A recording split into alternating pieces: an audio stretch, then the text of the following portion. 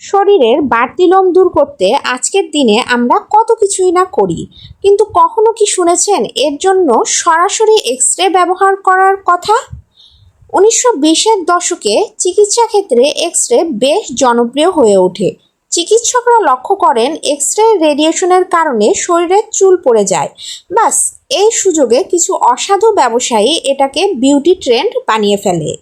কোনো কেমিক্যাল বা ওয়াক্সিন ছাড়াই চিরতরে মসৃণ ত্বক পেতে নারীরা ঘন্টার পর ঘন্টা হাই ডোজ এক্স-রে মেশিনের নিচে বসে থাকতেন।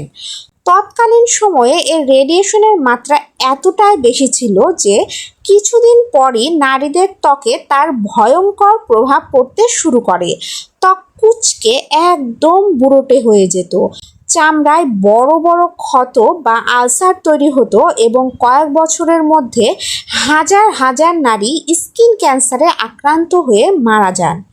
আজ একবিংশ শতাব্দীতে দাঁড়িয়ে আমরা জানি বিজ্ঞান কতটা উন্নত হয়েছে। এখন ক্ষতিকর রেডিয়েশন ছাড়াই সম্পূর্ণ নিরাপদ ও ডার্মাটোলজিক্যালি টেস্টেড লেজার ট্রিটমেন্ট কিংবা ঘরে বসে ট্রিমার এবং অ্যালোভেরা জেলের মতো সুদিং উপাদান ব্যবহার করে ত্বককে সুরক্ষিত রেখেই যত্ন নেওয়া সম্ভব। সুন্দর দেখানোর এই অদ্ভুত সায়েন্স ব্লান্ডার আপনার কেমন লাগলো? 10 দিনের এই স্পেশাল সিরিজের পরের পর্বগুলো মিস করতে না চাইলে এখনই ফলো বা সাবস্ক্রাইব করে রাখুন।